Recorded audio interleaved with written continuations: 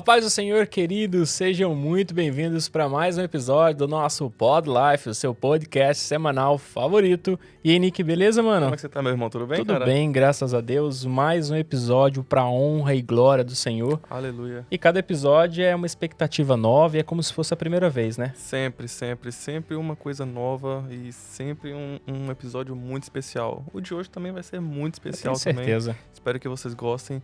E, pessoal, muito obrigado por tudo, por todo carinho, por cada comentário, por cada curtida, por cada compartilhamento. Muito obrigado de verdade, pessoal.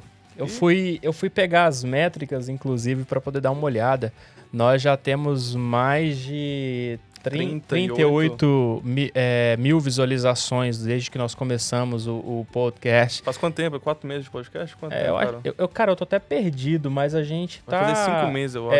A gente tá com pouco tempo de podcast e ver isso. E outra coisa, a gente tá sendo visto na Índia, a gente tá sendo visto no Brasil, Estados Unidos. Angola, e quero mandar um abraço especial pro pessoal de Montes Claros, porque no ranking de cidade é a segunda cidade que mais nos assiste. Então, um grande abraço para vocês aí no Brasil. Que Jesus os abençoe sempre. Amém. Não é mesmo? Pessoal, eu sou de Montes Claros. Muito obrigado por tudo. Beijão para todos vocês. Obrigado por tudo, por todo carinho, tá bom?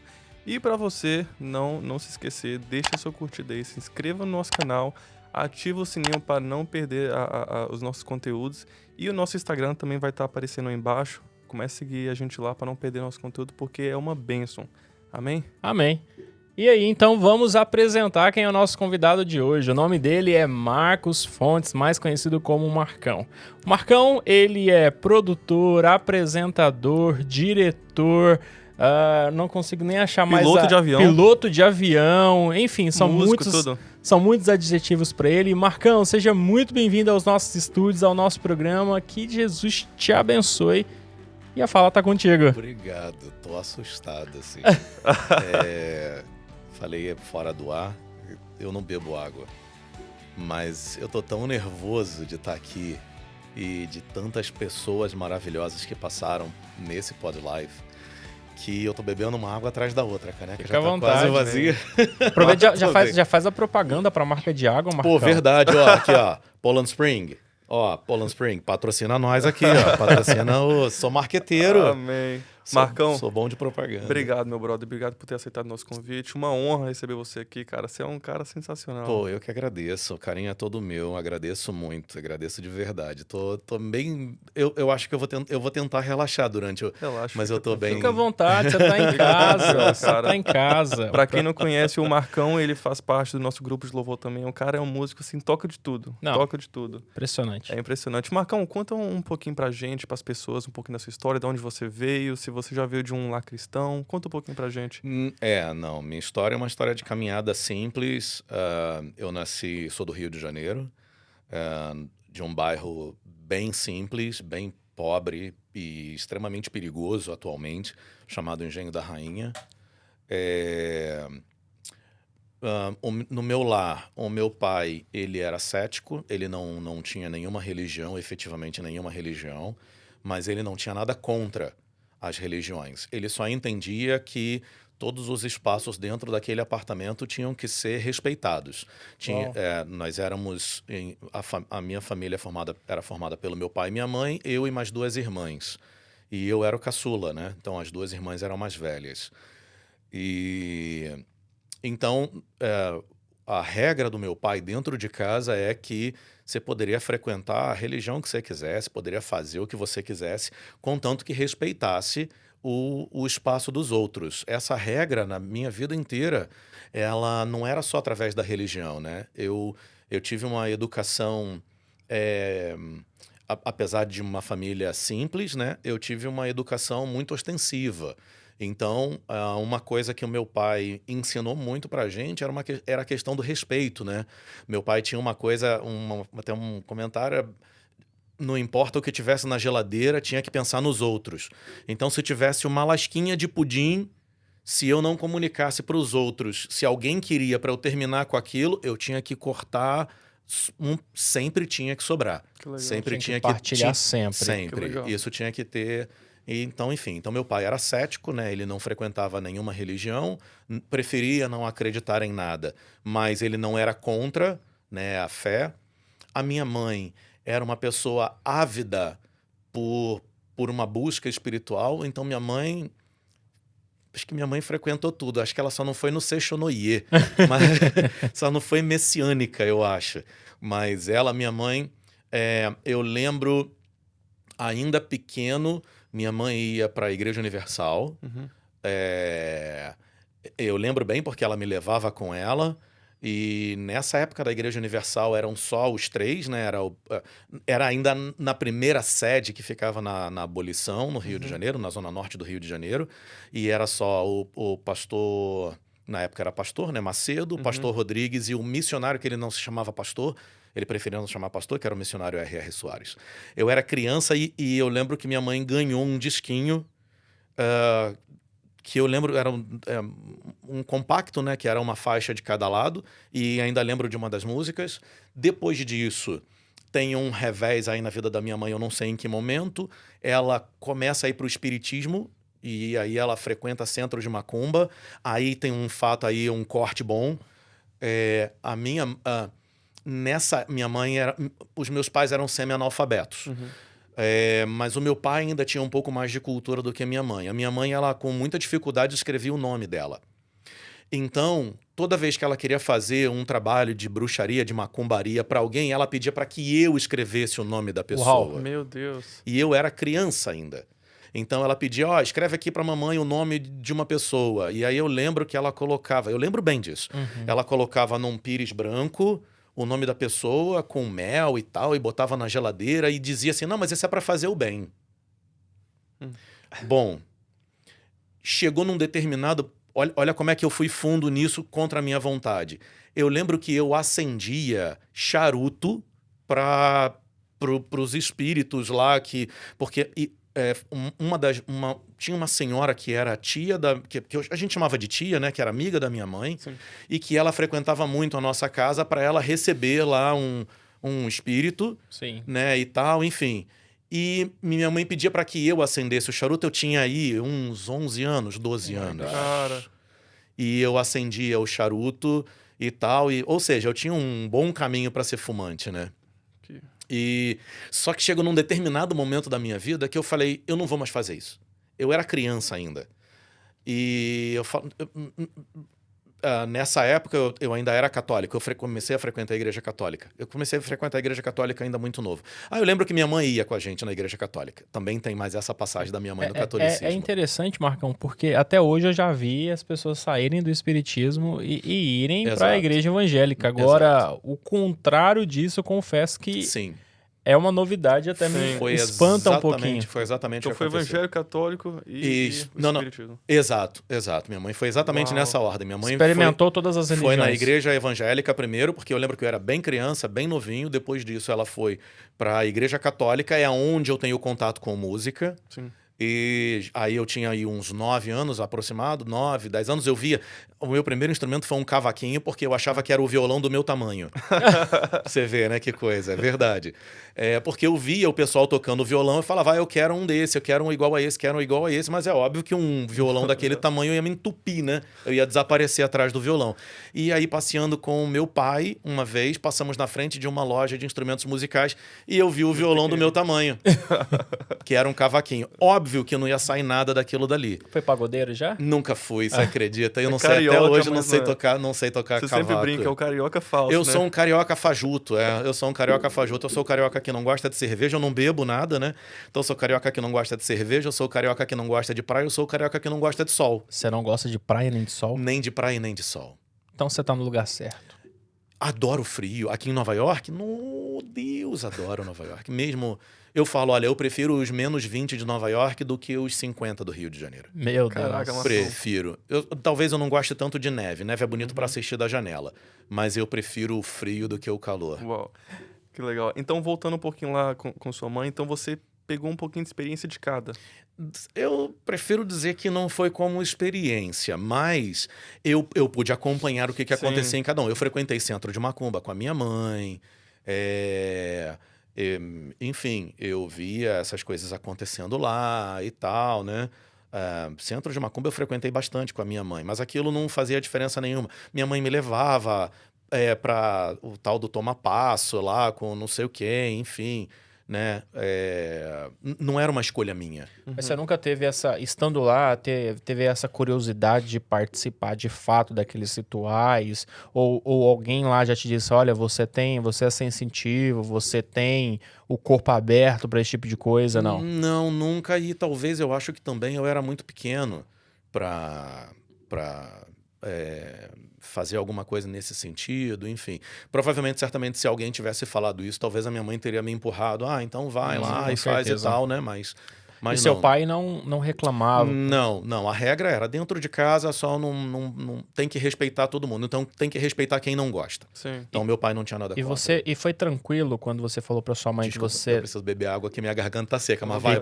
Fica à vontade. Foi tranquilo quando você decidiu não participar mais, assim, tranquilo com a sua mãe? No Deus, não foi.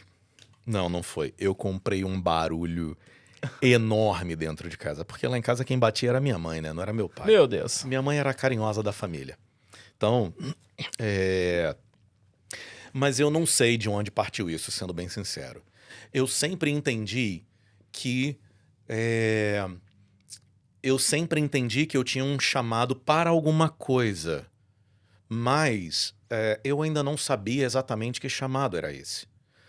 E eu sempre tive esse apetite por música. Aliás, eu penso que esse apetite... Perdão. Eu penso que esse apetite veio do meu pai.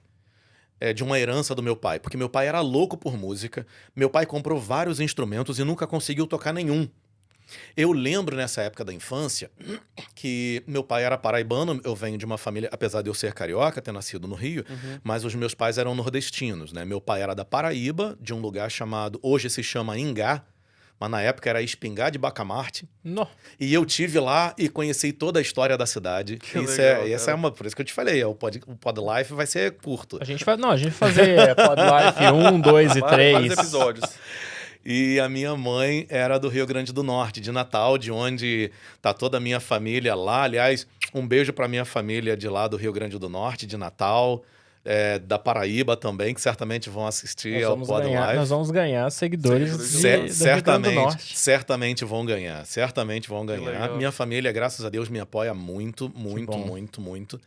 E enfim, tudo isso era muito tranquilo desde que respeitasse esses espaços. Mas a minha briga com a minha mãe, eu já era católico, eu já era acólito na igreja católica, já tinha feito primeira comunhão, já tinha crismado e tal. E dentro da igreja a gente brincava. Nós tínhamos um grupo de acólitos e dentro da igreja a gente brincava de padre, de bispo. A gente pegava as estolas do padre e usava, porque o acólito a gente naquela época, usava túnica. Sim. Né? E as túnicas... Hoje os padres já têm túnicas pretas e tal. Quer dizer, já tinha. Mas na época só se usava nas missas, só se usavam túnicas brancas e a estola. Eu fui criado também na igreja católica e fui coroinha, né? E o meu sonho era ser padre. Acho que por ver aquela figura e tal, e aquelas roupas. E eu sempre me perguntava, gente, por que dessa vez ele tá usando aquele... Tipo uma fita que ele põe aqui. É a estola. É estola que fala? Estola. Porque cada missa era uma estola diferente. Eu ficava entendendo por que ele tá com essa cor de estola e por que a toalha do altar lá também muda. E eu ficava eu era muito curioso e ficava curioso com essas coisas. E eu sempre fui muito curioso. Aliás, a minha vida inteira eu sempre fui muito curioso. E o fato é que, como a gente já brincava disso, de ser padre e tal, como se tivesse num clero, né? E tinha... nessa época tinha um rapaz, que o nome dele é Sérgio, e ele acabou sendo pastor agora há pouco tempo, mas ele morava na casa paroquial junto com o padre dessa época, dessa igreja que eu frequentava. E ele, como ele morava lá, então ele que era o bispo na brincadeira e todos os outros eram padres, né? Mas a gente botava a túnica, pegava as estolas do padre e tal, enfim. E já tinha essa brincadeira com essa busca, né, da fé. E aí, como eu era muito envolvido na igreja, mas era muito mesmo, era eu quem limpava veleiro, era eu quem ia junto com o padre para os hospitais para fazer extrema unção e tal. E eu gostava também dos passeios, vamos combinar. porque sempre que terminava um negócio desse, um trabalho desse, rolava um lanche de McDonald's. McDonald's. Ó, já falei o nome, patrocina também canal. Por favor. Então, sempre tinha um lanche. E, no fundo, eu acho que eu ia por causa do lanche. Eu era criança. Enfim. E aí eu comecei a estudar música. Comecei a tocar violão, aí eu tinha mais ou menos uns 10 para 11 anos. Eu comecei um menino que hoje também é evangélico, graças a Deus, e é um amigo meu chamado Ivair. Eu falei, pô, eu queria aprender. E aí ele me ensinou uns 3 primeiros acordes, era o suficiente para cantar uma música dentro da igreja. E aí já na missa, quando era aquela música, eu já sabia tocar, só sabia tocar aquela também. Depois eu passava o violão para outra pessoa, e outra pessoa tocava as outras, então eu comecei a estudar o violão. Na missa usa o quê? Piano e violão só? Como é que é? Hoje eu não sei como é mais, mas na época era só violão e um órgão. Tinha um órgão também antigo nessa igreja que eu frequentava, e eu era louco para tocar aquele órgão, mas eu não sabia tocar. Era um órgão de fole, né?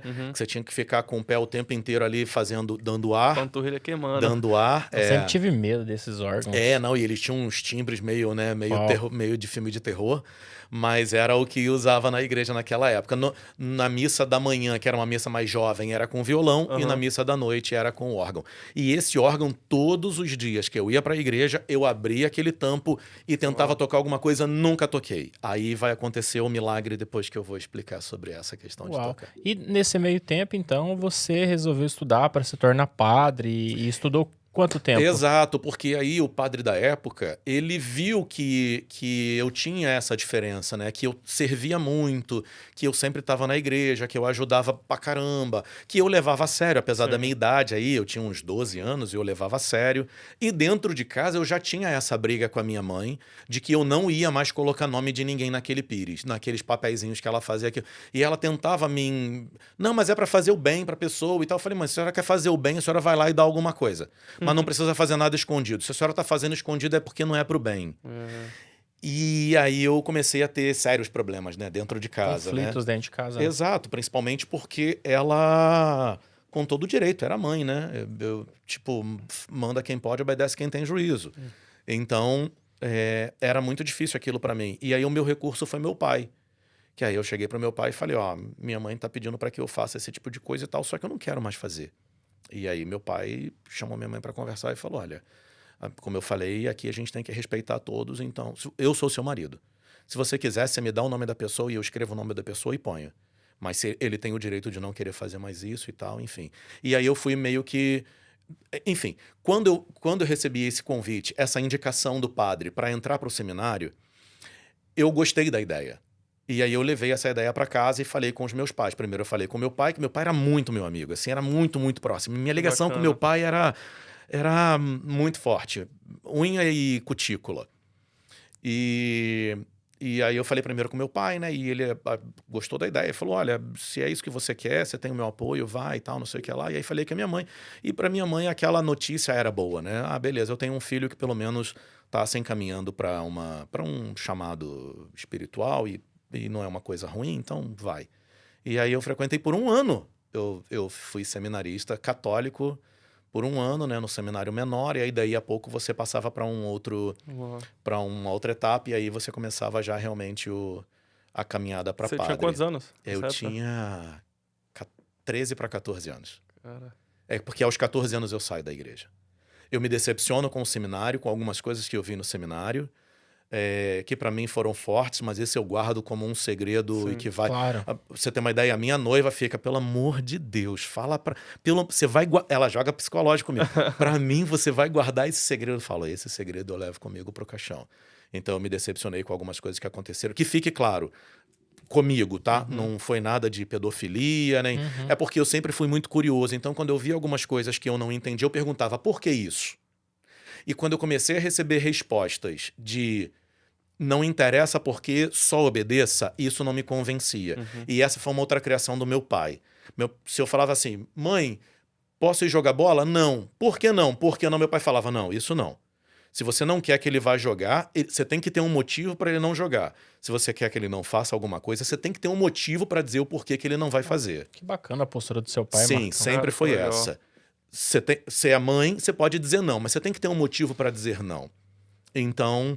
Vou aprender, né? É bom É aprender. verdade. Porque não é resposta. É. Não, exato, porque não é não, não. Isso funciona hoje no sentido de, infelizmente, dessa moda feia de tentar impressionar mulheres e tal, não sei o que lá. Então, hoje a frase, tema hoje é não. Mas dentro de casa, no cuidado familiar, meu pai falava, ó, o não tem que ter um motivo. Se você não quer deixar, você tem que falar para ele o porquê não. Porque não é autoridade. Não é autoridade, é autoritarismo. Que bacana. Então, isso não. Uau, Ah, que legal. interessante. Exato. E aí você saiu da igreja católica. E outra, eles discutiam na calada, eles não batiam boca na nossa frente. Entende? Meu pai, tipo, ele não comprava o meu barulho, ele só falava assim, não, peraí, isso não. A gente precisa conversar. E aí, toda a conversa com meu pai era dentro do quarto. O Santos dos Santos do meu pai era no quarto e era ali. Aquele ambiente era terrível pra gente. Mas, enfim, ali a gente colocava o copinho na porta para poder ouvir, e aí eu ouvia ele falando isso. Ouvia ele falar: não. Você não pode dizer pro teu filho, pra sua filha, porque não é não. Porque aí não é autoridade, é autoritarismo. Ele tem que respeitar pela sua palavra e não pelo seu posicionamento. Uau. Então. E aí foi assim, aí eu. E na hora, quando eu verdadeiramente me decepcionei com o seminário, eu também a primeira pessoa que eu procurei foi meu pai.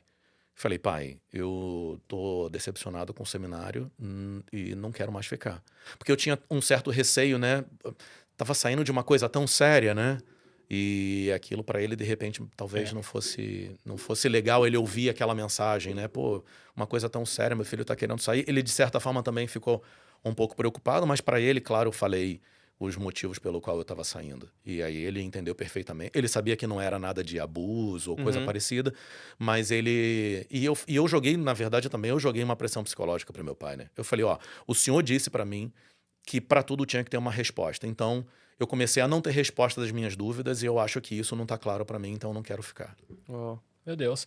E aí, então, você desiste de ser padre, sai do catolicismo e começa a trabalhar com música. E aí, você trabalhou com alguns grupos famosos, como Roupa Nova, Sim, né? trabalhei. E qual que era a sensação? Conta um pouquinho dessa experiência pra gente. A gente pula uma etapa boa aí, né? Porque, como eu falei, a música sempre esteve dentro de mim e eu identifico esse primeiro momento dentro da Igreja Católica. Quando eu saio do seminário, eu também saio da Igreja Católica. Quando eu rompo ali com o seminário, eu estou rompendo, na verdade, com o catolicismo. E o padre da época, que é uma pessoa carinhosíssima, há pouco tempo agora eu consegui fazer contato com ele, independente dele ser padre, o meu carinho por ele sempre foi muito grande, como pessoa. Na época ele tentou me comprar. Eu acho que a partir daí eu entendo que a minha personalidade já era uma personalidade... Não posso dizer difícil porque eu jogo contra mim. Mas é uma personalidade... Eu já era uma pessoa de personalidade forte. Já era uma pessoa de personalidade forte. Então, quando eu saio do catolicismo, o padre pergunta para minha mãe o porquê que eu saio do catolicismo e pede para minha mãe que mande que eu vá à igreja conversar com ele. E quando eu volto à igreja, ele tenta me comprar com túnica.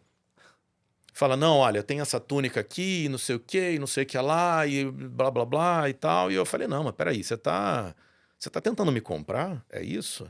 Não, desculpa, mas eu não... Agora eu não volto mesmo. Não volto e não tem ninguém que me convença a voltar.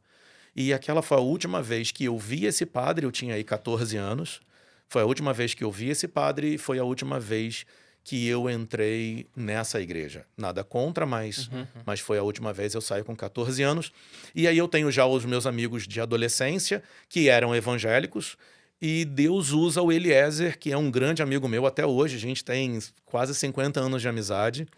E Deus usa o Eliezer para me pegar justamente na música, e a gente já tocava violão juntos na rua, eu já tocava bastante acordes, né, que eu começo a estudar violão por aquelas revistinhas que tinha antigamente, e aí começo a estudar música por conta própria. Nesse momento eu começo sedento por música, e a gente se reunia quase todas as noites na rua, sentado na frente de um dos prédios de onde a gente morava ali no Engenho da Rainha, para poder ficar tocando e cantando músicas seculares de revistinha.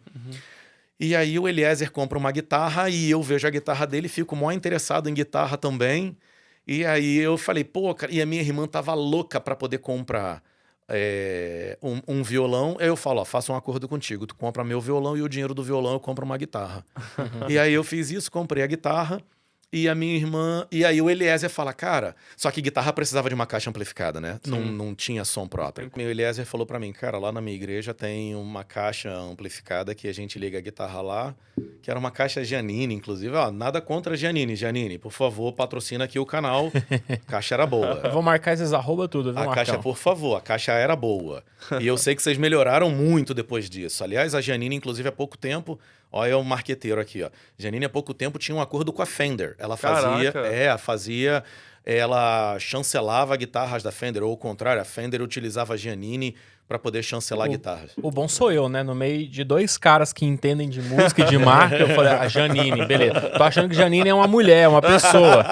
Fender, então, não sei nem o que é, mas it's okay, no problem. Cara. E aí... Você foi pra E igreja aí com eu ele. fui pra igreja com ele, aí quando cheguei lá, né, cara, tinha uma caixa amplificada, ligamos as duas guitarras, e aí começava a tocar o nosso som lá e tal, dentro de uma igreja evangélica, Igreja Batista da Redenção, que fica em Tomás Coelho, lá no Rio de Janeiro, todos esses bairros mais pobres, né, da zona norte do Rio. E um belo dia, o Eliezer, a gente ia tocar quase todo sábado, a gente ia pra lá pra tocar, né? E aí o Eliezer, um belo dia, ele chegou e falou, cara... Vamos ensaiar uma música e a gente cantar na igreja? Eu falei, vambora. Aí. Agora, vou ter público. Demorou. E aí ensaiamos... Tu és... Caramba, sobre a terra, sobre o céu, tu és Senhor. Tu és tremendo, Sim. tudo que existe...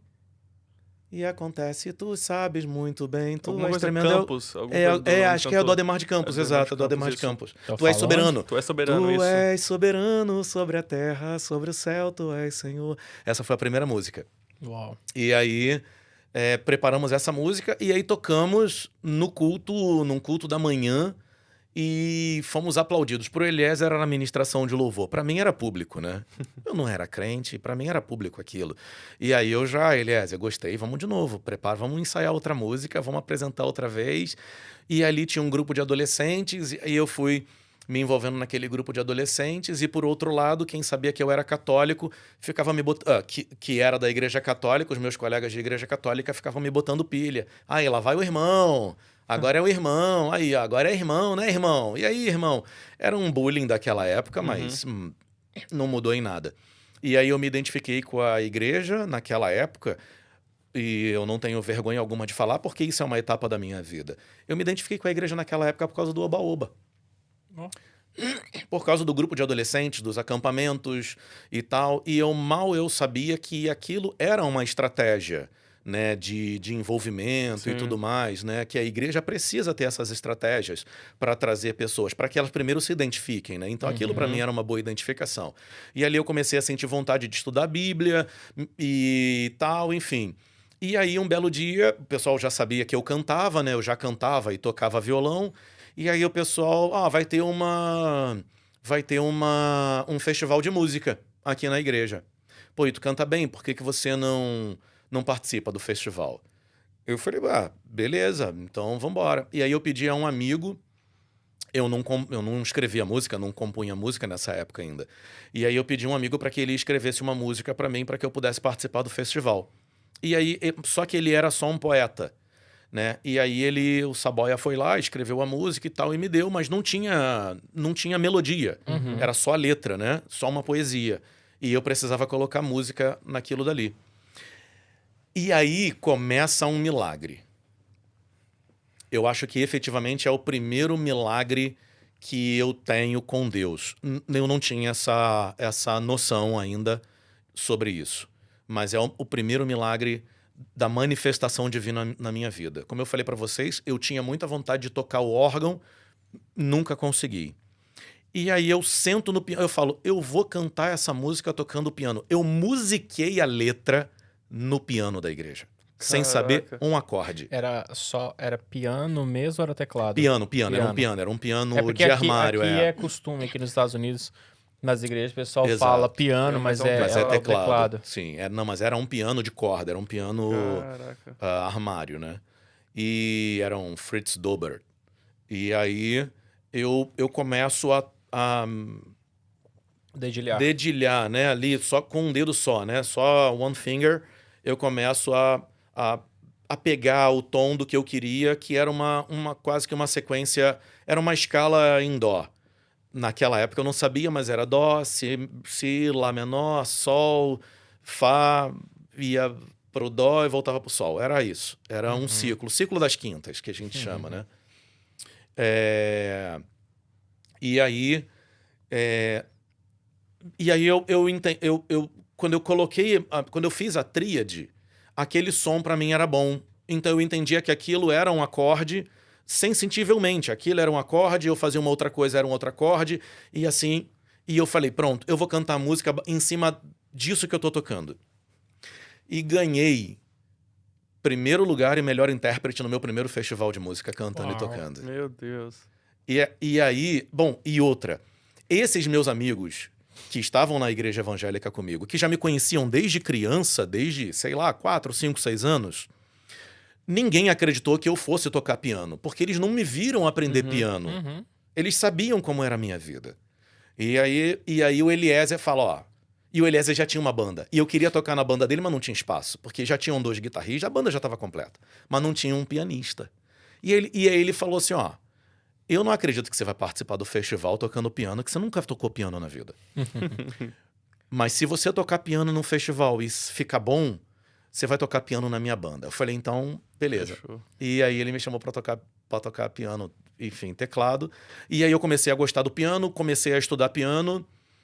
por conta própria nesse momento, ainda era autodidata, e fui me envolvendo cada vez mais com música. E eu já tocava guitarra, já tocava violão, e para tocar baixo é só você pegar as cordas graves, então eu já tocava baixo, e o piano foi me envolvendo cada vez mais, e aí eu vi que o teclado tinha mais informações além do piano, e aí eu comecei a ouvir isso, olha, nessa fase aí até os 16 anos.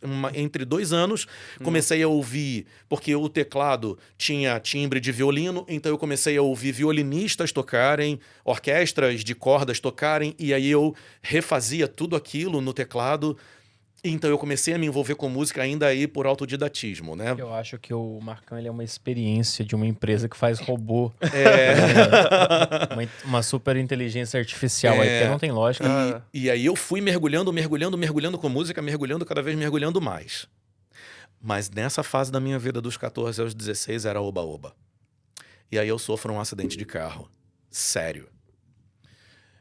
Eu dirijo desde os 12 anos. Meu pai era motorista de caminhão e carreta e eu dirigia com meu pai, inclusive, na estrada.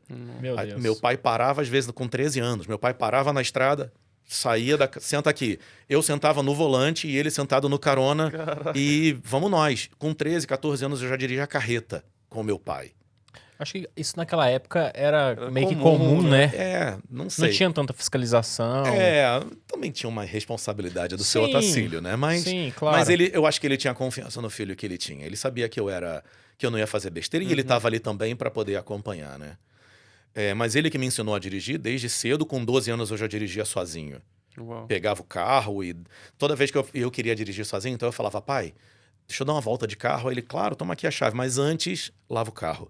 Não. Então tinha que pagar uma coisa para poder ter um benefício. Lavava até feliz, né?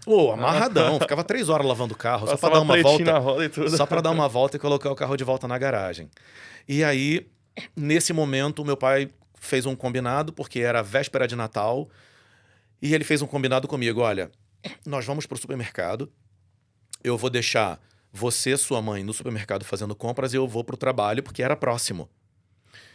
Quando vocês estiverem com as compras prontas, você pega o ônibus daqui, vai lá pro meu trabalho, que dava uns 5 ou 6 pontos de ônibus. Não dava para ir andando, mas não era longe. Você vai lá pro meu trabalho, porque quando chega lá, você vai pegar o carro comigo, eu vou dirigir o caminhão e você vai me seguir de carro, eu vou deixar o caminhão no borracheiro, e aí a gente vai lá buscar a sua mãe. Beleza. E aí Ele sai com o caminhão e eu saio atrás dele com o caminhão. Fizemos tudo o que era combinado. Quando chegar em tal lugar, eu vou fechar a pista com o caminhão, porque ninguém vai querer atropelar um caminhão. Você vem por dentro, protegido por mim, vem por dentro e cruza e eu vou te seguindo. O borracheiro já sabia onde era, mas o que a gente não imaginava é que naquele momento que a gente estava parado numa via de mão dupla, um carro que vinha no sentido oposto, no meio da pista, ia desviar do caminhão, mas ele ia voltar para o meio da pista. E ele voltando para o meio da pista, ele me encontrou atrás do caminhão, então ele bate de frente. Meu Deus. E naquele momento, como eu já tinha esse controle de acelerador e embreagem, o meu pé, para minha sorte ou por milagre, enfim, o meu pé não estava no freio, porque se estivesse no freio, o impacto teria sido muito maior. Eu estava controlando o carro parado com acelerador e embreagem. Uhum. Mas aquele carro me pega de frente e eu não usava cinto de segurança. Então, essa cicatriz que tem aqui na minha testa, eu bati com o rosto no retrovisor do carro. Meu Deus. Quando o carro bate, ele me lança em direção ao vidro do carro, meu rosto bate no retrovisor e eu tenho cortes todo em volta dos olhos, mas não me atingiu a vista. Meu Deus, Meu cuidando. Deus. Mas o meu pai tá vendo o filho dele agora ali de 14 anos para 15 anos, 16 anos, completamente ensanguentado, envolvido num acidente. E eu que estava certo virei errado porque não tinha habilitação. E, enfim, e aí gera um transtorno enorme para o meu pai, né? Ele sabia que eu não tinha culpa e ele agora tinha a responsabilidade de tirar tudo aquilo de dentro de mim, né? Porque me gerou um complexo, eu fiquei com medo de dirigir. E durante muitos dias eu pedia perdão pro meu pai e ele sabia que não tinha sido uma culpa minha e ele falava, não foi culpa sua, não foi culpa sua.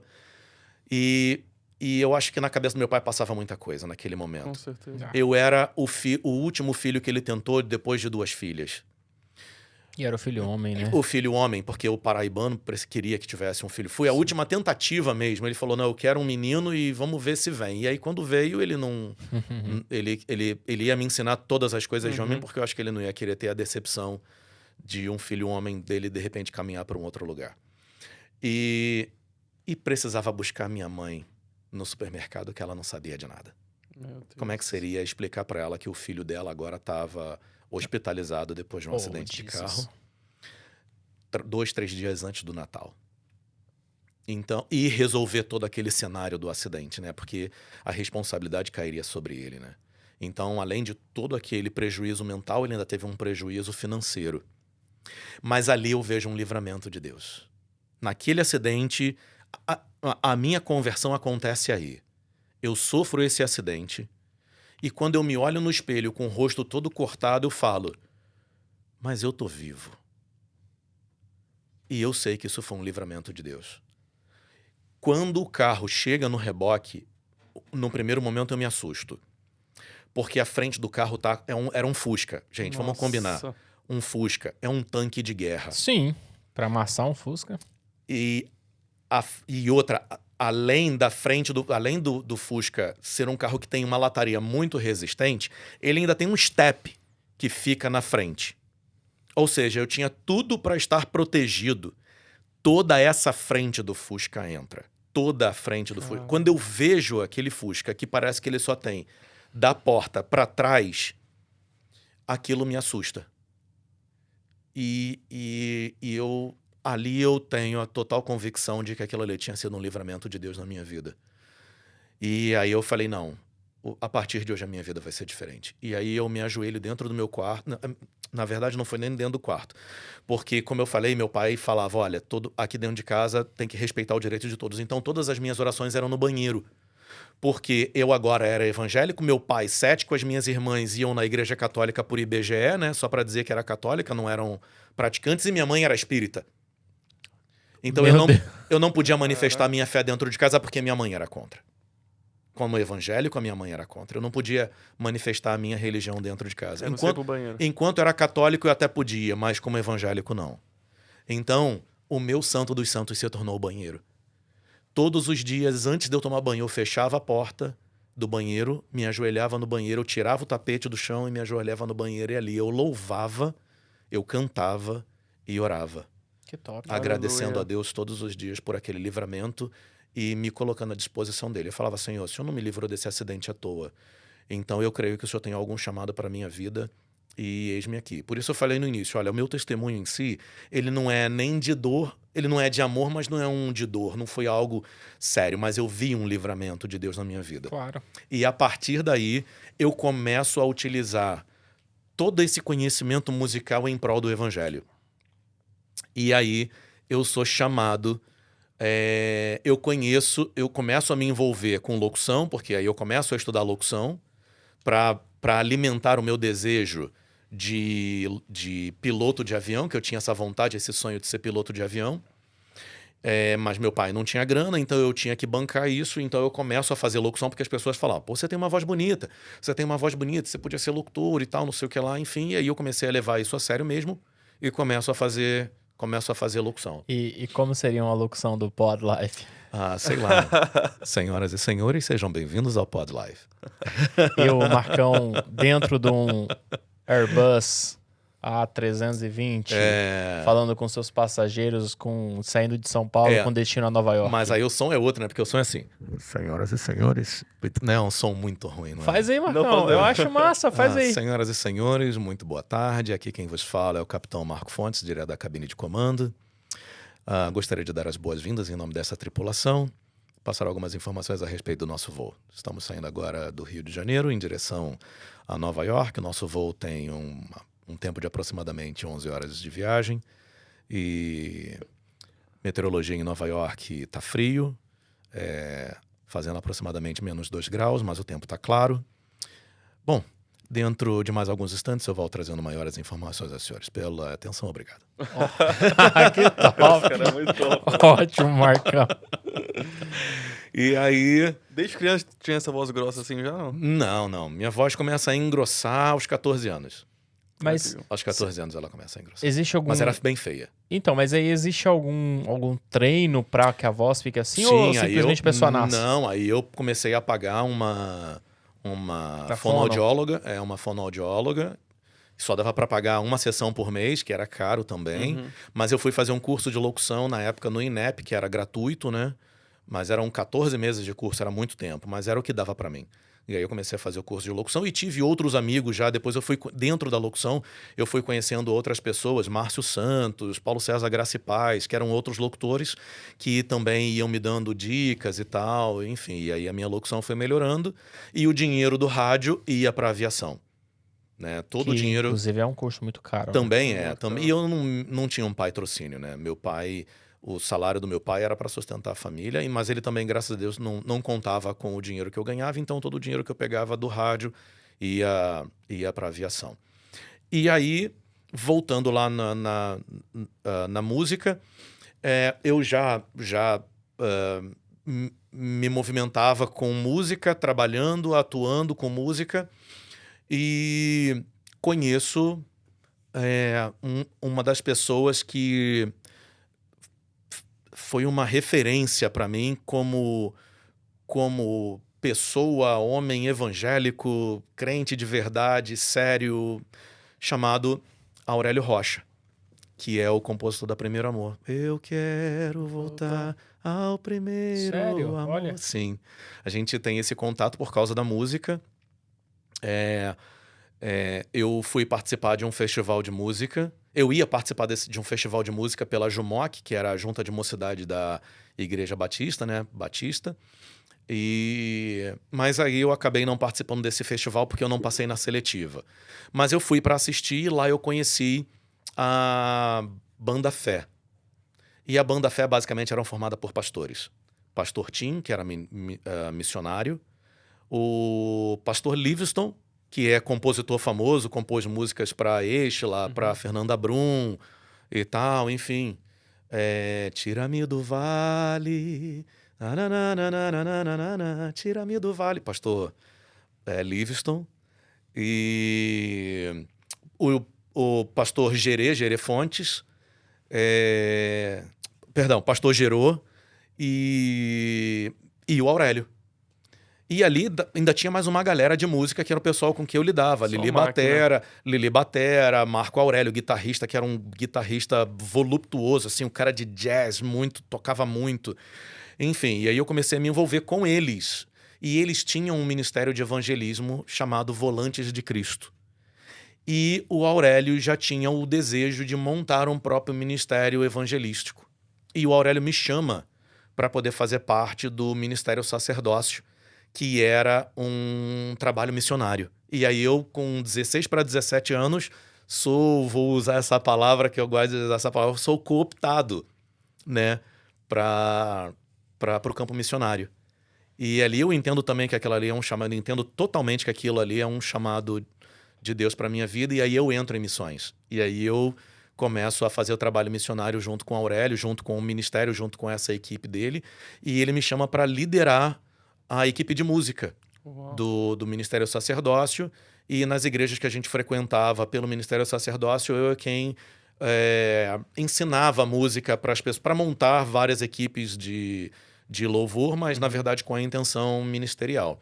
Então, eu cada vez estou mais envolvido com música. O tempo vai passando e eu cada vez mais envolvido com música. E aí, eu começo a trabalhar com música profissional. Na verdade, acontece o inverso, né? Geralmente, a pessoa está no segmento secular e vem para o segmento evangélico. E eu não, eu sou encontrado no segmento evangélico. E aí, eu começo a trabalhar com o segmento secular. E aí, eu venho conhecer o Robertinho de Recife, que é onde... Robertinho de Recife... já foi considerado entre os 10 maiores guitarristas do Brasil e já com experiência internacional, já tinha tocado aqui nos Estados Unidos com um monte de artistas importantes aqui. E aí eu começo a trabalhar com o Robertinho de Recife dentro do estúdio dele, ajudando, produzindo e tal, envolvido ali com ele dentro do estúdio dele. E aí as coisas começam a acontecer já nesse segmento. Aí eu venho depois trabalhar junto com o Martal, que era produtor do Djavan, e eu comecei a sugerir algumas ideias, e o Martal gostava dessas ideias, e aí a partir daí ele começa... Eu começo a me descobrir também dentro do segmento secular, né? E Marcão, aí você trabalhou com Roupa Nova, com essa galera aí do Djavan e tal. E você até falou, né, que era comum a pessoa sair do secular pro meio gospel, e com você aconteceu o contrário, mas eu vejo que hoje isso meio que tem voltado. Uma galera que às vezes tá no meio gospel, ela tá indo pro secular. Eu não sei se isso, não tô falando no seu caso, mas se a motivação hoje... Porque as redes sociais, né, as mídias, facilitou muito, né, para uma pessoa se tornar famosa, ter sucesso, ter seguidores, enfim... Então, talvez hoje, aquela busca pelo sucesso e por ser mais conhecido tem feito algumas pessoas perderem a sua essência. A gente vê casos aí, por exemplo, tem a Priscila Alcântara que se dizia evangélica, crente, cantava no meio gospel, e de repente ela começa a ir para o meio secular, né? Eu teve um vídeo que ela vai numa igreja, sim, com todo respeito, mas quase nua, para poder falar, e ainda diz assim, não sei, eu achei que o pastor nunca mais iria me chamar para vir para cá. E como que foi essa questão de você ser um evangélico e agora tá tocando num meio secular? Legal essa tua pergunta, Henrique, porque provavelmente há um tempo atrás, provavelmente eu seria bastante marretado, qualquer um seria bastante marretado o fato de você ser evangélico e trabalhar para o mercado secular. Eu quero partir do princípio... o que eu vou falar aqui não é uma justificativa, que fique claro, Sim, tá? Realmente é a minha linha de raciocínio. A Bíblia me diz que eu preciso ser sal. A Bíblia diz que eu preciso ser luz. Não faz diferença eu ser luz aonde tem luz. Não faz diferença eu ser sal aonde já tem tempero. Eu preciso ser diferença lá, não aqui. Sim. Aqui é pescar dentro do aquário, né? Então, eu ter um exemplo de vida cristã dentro da igreja é meio que uma obrigação. Não é um estilo de vida, né? Não é uma escolha. Mas no mundo, não. No mundo, eu sofro provação. Então, para eles, eu preciso ser diferente. E essa luz precisa chegar até eles. Então, eu converso com todos eles, brinco com todos eles, falo com todos eles, trabalho com todos eles, mas eles sabem exatamente a minha fé, o que eu creio e quem eu sou. Eles respeitam. A sua essência não é corrompida. Exatamente, exatamente. Então, é ali que eu preciso fazer a diferença, porque eu não preciso converter quem é crente. Aliás, quem sou eu? Não sou ninguém para converter ninguém. Quem converte é o Espírito Santo. Mas eu preciso ser exemplo, né? Então, Claro. como eu falei, eu não venho de um lar evangélico. Então, a minha vida nunca foi uma vida certinha. Eu já fiz muita besteira. Mas no momento em que eu desperto para uma relação mais próxima de Deus, eu começo a identificar exatamente qual deve ser a minha postura diante dessas pessoas que estão me vendo. Porque senão, verdadeiramente, eu seria um motivo de apontar dedo. Olha lá, o cara é crente, ó. Olha lá, crente tá bebendo. Olha lá, crente tá fumando. Olha lá, crente tá não sei o que lá. E tem outra coisa também, né? A música, a produção se tornou a sua profissão. Isso que eu ia falar. E eu preciso buscar agora uma outra informação a respeito disso. E tá lá no primeiro versículo da Bíblia. Haja luz. Qualquer coisa que vem proveniente de uma ordem de Deus é de Deus. Não tem quem diga assim, a música é do mundo. Não, pera, a música é de Deus. O mundo é que corrompeu, é diferente. Exato. Entende? Porque não tem como você falar assim, o homem é de Deus, mas o diabo corrompeu o homem e transformou ele num outro ser, Sim. numa outra opção, numa outra escolha. A mulher é uma criação de Deus, mas o diabo foi lá e corrompeu e transformou ela numa outra opção de escolha. Então, a criação é de Deus. Agora, o homem, o diabo, corrompe essa ideia e traz, então... tem músicas que falam coisas satânicas? Tem. Você produziria isso? Não. Porque aí é uma visão espiritual sobre a... Existe um limite, né, que você chega. Exatamente. Entende? Então, pelo fato de ser um profissional hoje da música, até me dá o direito de fazer escolhas, né? Agora, o fato é, cada um vive a sua vida e cada um vai ser cobrado por isso. Exato. Então, se o cara que eu tô produzindo, infelizmente, ele tá cantando sobre, sei lá, eu vou adulterar, eu vou trair, essa é a vida dele. Isso é uma cultura dele, é um problema dele. E esse é um estilo de vida dele. No momento em que eu tenho que produzir alguma coisa que vai tratar de algo espiritual, aí eu crio o meu limite. Entende? Então, até porque você está entregando uma produção, exato, né? é um trabalho. A parte técnica do negócio. Exato, é um trabalho. Que até então não vai em choque com a sua fé. Igual você falou, quando é algo que é realmente para idolatrar o nome de Satanás e tudo mais, aí eu já não vou entrar porque eu tô contribuindo com isso. Exato. E outra, de repente você fala assim, então, por exemplo, você produziria, sei lá, algum conteúdo católico? Sim, porque para mim é profissional. Esse ponto do catolicismo, de certa forma, ele não me agride. Mas eu acho que alguma coisa que fosse muito diferente daquilo que eu acredito, provavelmente eu diria não. Mas, enfim, e aí eu fui trabalhar com esses artistas, comecei a trabalhar com esses artistas, mas lembrando que a minha história vem do rádio, né? Vem de rádio e TV, com locução para TV e tudo mais. E antes disso, antes de eu entrar nesse segmento artístico, de trabalhar com artista, eu, nessa fase em que eu tô gravando, que eu tô na locução, um grande amigo meu chamado Silvio Teixeira joga na minha mão um trabalho que seria o meu diferencial profissional. Ele fala, olha, eu tenho um conteúdo grande do Silas Malafaia para gravar e tudo mais e tal, e eu começo a gravar esse conteúdo para o Silas Malafaia, a locução para esse conteúdo, e esse conteúdo vai para a TV. E logo depois desse conteúdo, a Convenção das Assembleias de Deus, né, que é a CGADB, Convenção Geral das Assembleias de Deus no Brasil, eles lançam um programa de televisão na extinta TV Manchete. E ali eles precisariam de um locutor para poder fazer as locuções dos comerciais, dos livros, né? Porque quem está por trás disso é a CPAD, que é a Casa Publicadora das Assembleias de Deus. E eu começo a gravar, fazer a locução, as chamadas dos livros de lançamento da CPAD. E aí eles entendem que aquilo era pouco. Então eu me torno o garoto propaganda da CPAD. Eu não sei como é que eles acreditaram nisso. Mas vamos lá. E aí eles me chamam para ser o garoto propaganda da CPAD. Então, agora não era mais só voz, era a aparência de um cara que era magro, não era desse tamanho. Tempo passa, né, Marcão? E como passa, né? Que eu tô perto dos 50 e eu tinha 20 e pouquinho.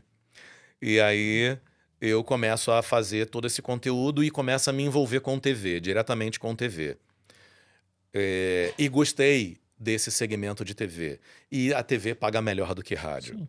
E você passou por algumas emissoras, né? A Exato. TV Bandeirantes, Sim. TV Record, que, Sim. inclusive, o Marcos, para quem não sabe, ele é produtor, ele é diretor e hoje ele trabalha na Record Internacional, basicamente na IUR TV, na produção dos programas da Igreja Universal. E eu tive oportunidade de ver um pouquinho como que é o trabalho dele, ele me mostrou algumas coisas, alguns vídeos, e eu fiquei encantado. Eu falei, porque eu amo muito tudo isso de TV, de estúdio e tudo mais. E em que momento, Marcão, dessa questão da TV, você vem para os Estados Unidos e começa a trabalhar nisso aqui? Então, aí eu tenho o meu primeiro... trabalhando com TV no Brasil, eu tenho a ideia de montar uma produtora de áudio e vídeo. Porque TV pagava melhor. E eu tinha essa veia com o Silvio. E aí eu venho conhecer a BH Foto Vídeo. BH, patrocina a gente também, hein? Por favor. Inclusive, a BH, esses equipamentos... todos esses equipamentos que estão aqui de lá, cara. vieram da BH, mas vieram comprados. BH, Sim. patrocina a gente aqui no Pod Life, por favor. Inclusive, você que está assistindo o Pod Life, se você tem uma empresa, se você tem um business e quer patrocinar, quer que a sua marca apareça aqui, a gente está com algumas vagas, né? Poucas, mas estamos com algumas vagas em aberto para sua marca aparecer aqui. Chama a gente no Instagram lá, porque a gente vai... Até porque eu acho que o Neymar já tá quase compartilhando o Pod Life e aí ele se aproveita, tá? Quem tiver com a gente no começo vai beber água limpa. Não, e outra, tem mais um detalhe, não é para enriquecimento de ninguém não, é para suporte, ó, troca de microfone, Melhorar, equipamento e tal, para oferecer Deus. para vocês. Caramba, eu tô falando como se eu fosse do Pod Life. Sim. Para oferecer, porque eu falei para eles que eu era marqueteiro. Para fazer para vocês um produto de qualidade, ó, vai entrar aqui, ó, a logomarca de vocês. Por favor, dá esse apoio aí. Enfim, e aí eu cheguei pro Silvio e falei, Silvio, se eu comprar uns equipamentos, eu não tô querendo derrubar ninguém, mas a gente já se conhece. Você tem algum acordo com a produtora que você loca equipamentos para produzir conteúdo lá pro Silas e tal, pra CGADB e tal? Ele, não. Meu acordo é comercial, eu vou lá, loco e pronto, pago o preço que ele me cobra, não tem mais barato porque você loca comigo. Não, eu falei, então... Como a gente já se conhece há muito tempo, se eu comprar uns equipamentos, você locaria comigo? Produz comigo? Ele, claro. E aí eu faço o meu primeiro contato, ainda do Brasil, não conheci Estados Unidos, faço o meu primeiro contato com a BH Foto Vídeo. E quem me atende da primeira vez foi o Arão, que está até hoje lá. E da segunda vez já foi o Júnior, que eu já tive contato com ele. Da minha primeira vinda nos Estados Unidos em 2013, o Júnior me recebeu. São brasileiros? Me ajudou. O Júnior é brasileiro, Uau. O Júnior é brasileiro. E, aliás, um abraço pro Júnior, que eu vou mandar o link pra ele assistir esse vídeo, bacana. porque ele trabalha na BH. Pode chegar esse vídeo, pode chegar lá. Júnior, papai. Júnior, dá essa moral aí pra Vai gente, no dono, Júnior. vai no gerente, no manager. Júnior, dá essa moral aí pra gente. E aí, eu compro os meus primeiros equipamentos no Brasil. Eu já tinha contato com o Macintosh em função de produção de música, né, e tal. Já fazia jingles pra rádio. Já vendia muita coisa, mas toda essa parte de rádio. E aí eu descobri que tinha uma placa que eu conseguia colocar dentro do meu Mac, que na época era um G3 Desktop Bege. Mas eu acho que eu já peguei toda a história da Apple. Peguei Digital Performance, peguei 6360, peguei 7800, peguei 8200, 8100. Enfim, passei por toda a geração da Apple, da maçã.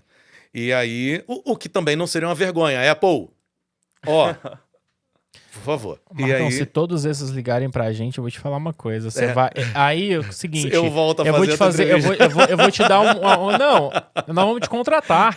Trabalhar pra nós, Marcão. Entendeu? A gente vai abrir uma emissora e você vai trabalhar com a gente. E aí,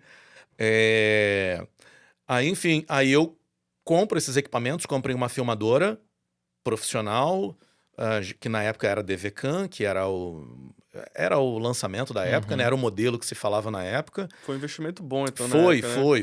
foi um investimento alto. E o Silvio me deu essa ajuda, então ele começou a alocar esses equipamentos comigo. E aí eu começo a fazer a minha produtora aumentar. Então agora eu já não tenho mais só um estúdio, agora eu tenho uma produtora e essa produtora vai começando a crescer, vai começando a criar corpo e daqui a pouco eu tenho uma segunda ilha e aí as coisas vão aumentando e aí entra o Aurélio novamente na minha vida. O Aurélio tinha uma vontade já...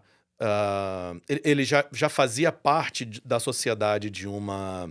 O Aurélio Rocha, que eu tô falando, o compositor da Primeiro Amor, ele já tinha sociedade... Nessa época, claro, já estava fora do Ministério Sacerdócio. Eu tive que sair do Ministério Sacerdócio por causa da aeronáutica, né? Que eu servi a aeronáutica, então, como militar, não dava para estar lá, então, enfim.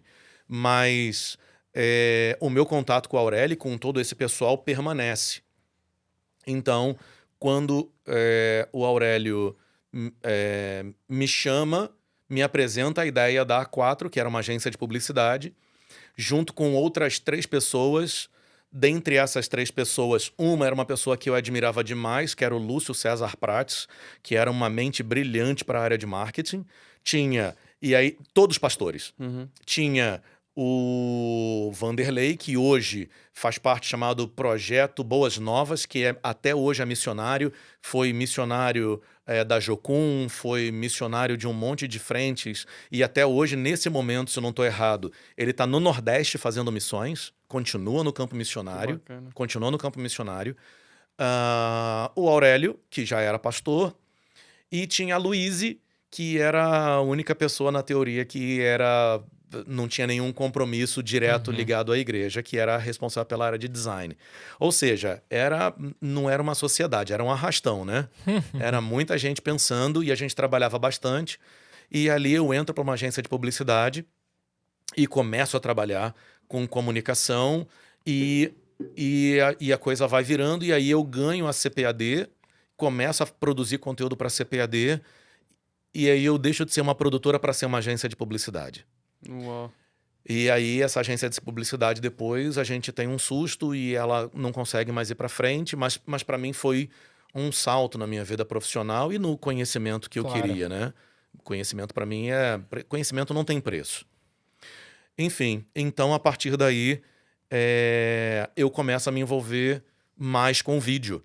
E aí começa a produzir videoclipes, começa a produzir...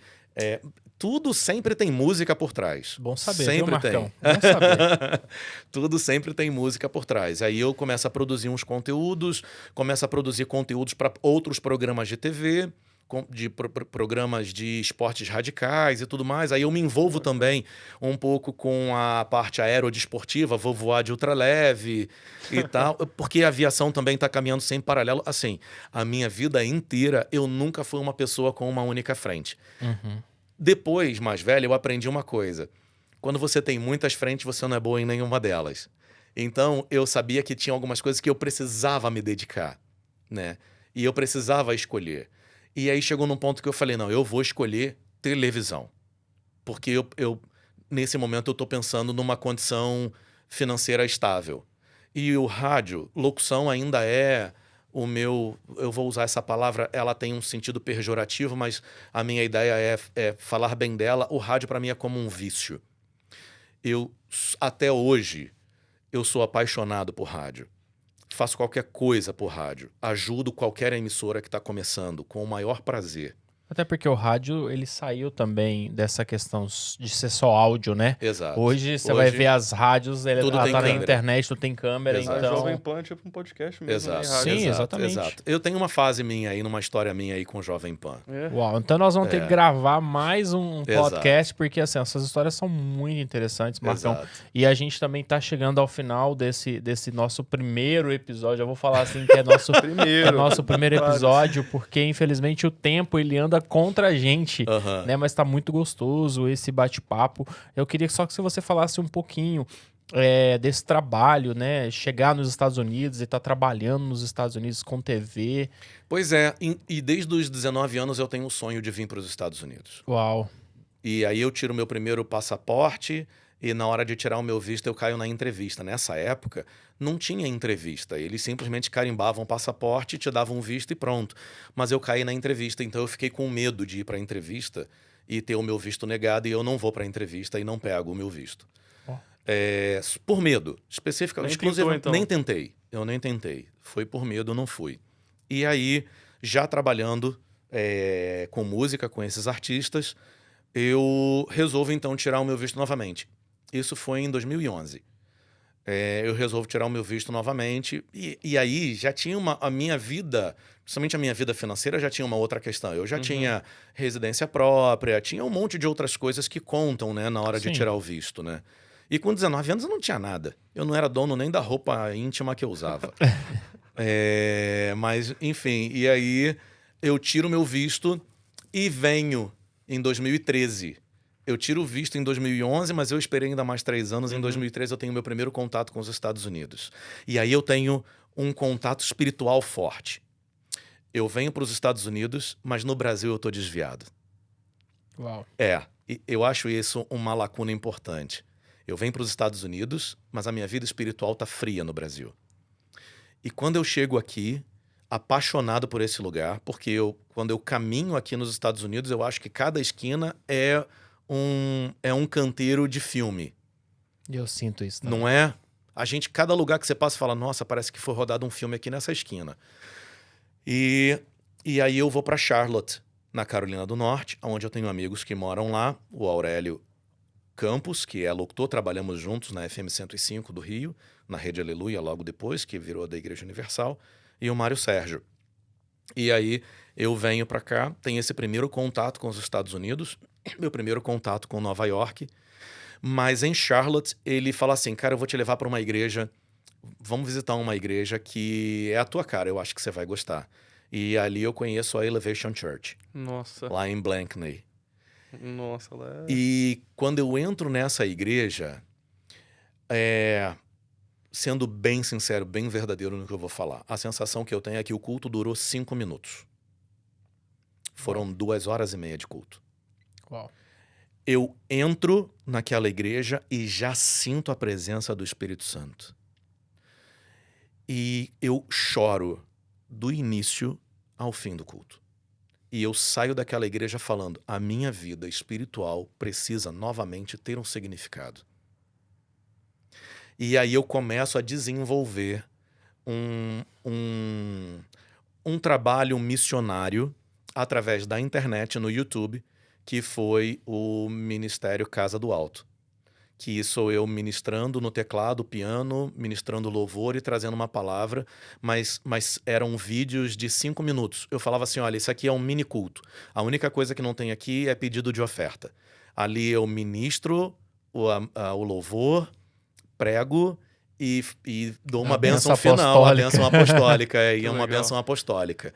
Eram vídeos semanais e ali eu começo novamente, o meu coração começa a aquecer e também a possibilidade de voltar para os Estados Unidos. E aí eu consigo, aí nesse caso eu já estou trabalhando numa emissora, isso já em 2018, eu já estou trabalhando numa emissora de televisão no Brasil e eu saio de férias, eu pego as férias, mas já vindo para os Estados Unidos já com a intenção de ficar, com a intenção de permanecer. Então...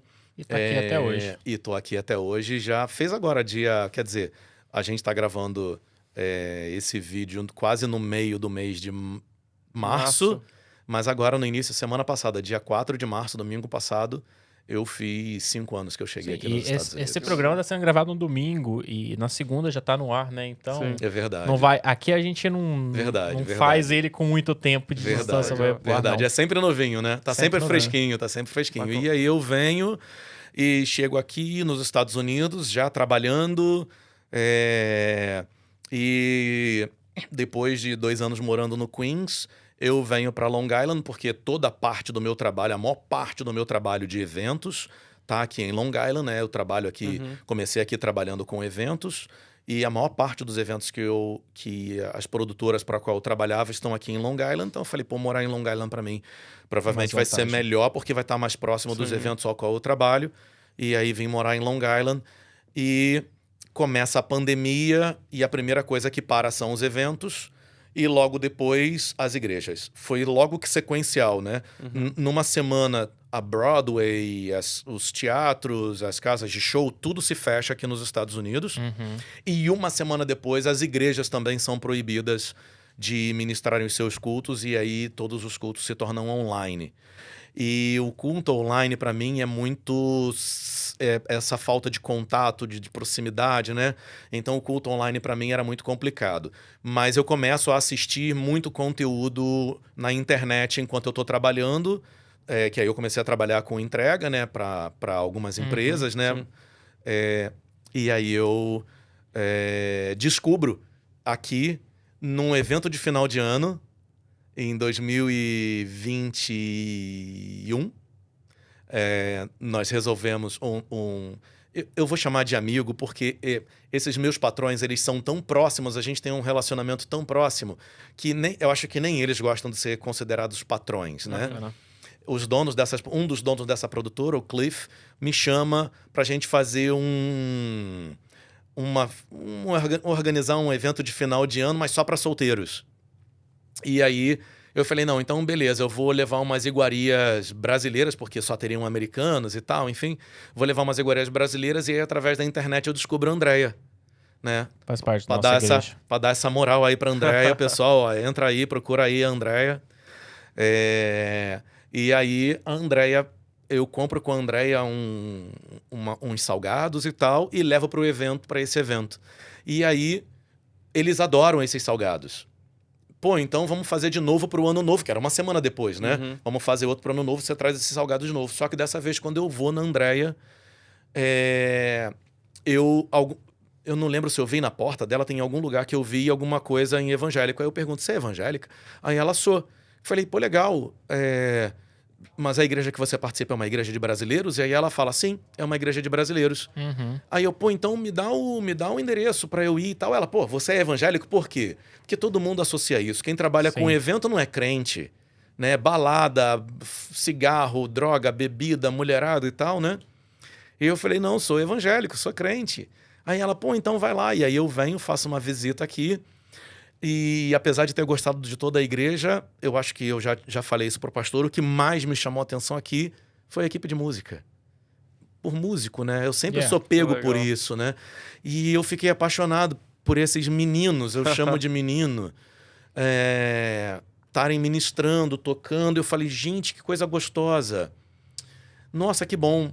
Mas aí, novamente, eu sou pego depois numa sequência de muitos trabalhos, e aí eu frequentei aqui nesse início do ano de 2021, aliás, de 2020 para 2021.